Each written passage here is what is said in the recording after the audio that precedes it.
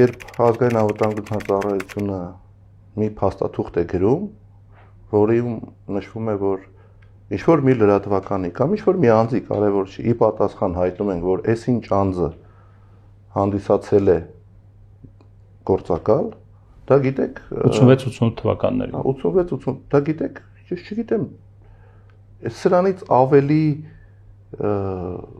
խայտառակ պատմություն, սրանից ավելի ամոթալի պատմություն, նույն ազգային անվտանգության ծառայության համար կարող է լինել, թե ոչ։ Դուք հասկանում եք, արել են մի բան, որով քանդել են մեր երկրի անվտանգության հիմքերը։ Հիմա բացատրեմ ինչու է դա դրսևորվում։ Կարևոր չի Եզրաս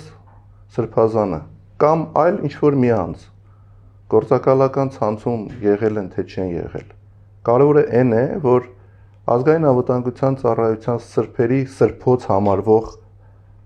տեղեկատվությունը, այսինքն գործակալական ցանցի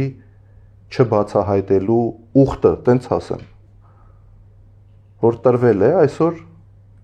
ինչ-որ մի լրատվականի հարցումով, ինչ-որ վարկյանի համար այս պահին իշխանությունները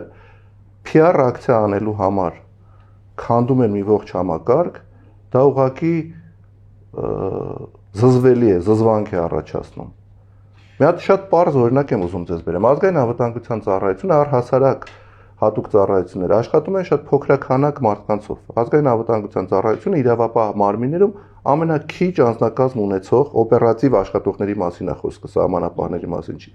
Օպերատիվ աշխատողների մասով ամենաքիչ աշխատակից ունեցող կառույցն է։ Եվ ինչպես է ազգային անվտանգությունը։ Բայց երևի լայն լիազորություններ դրան զուգահեռ։ Լայն լիազորությունները դա տեղեկատվության հայթայթումն է։ Տեղեկատվությունը հայթայթվում է բացառապես գործակալական ցանցի եւ վստահված անձանց միջոցով։ Գործակալական ցանցը պահվել է եւ պետքա պահվի, գիտեք, 7 կողպեկի հետևում։ Եվ եթե գործակալական ցանցը բացահայտվում է,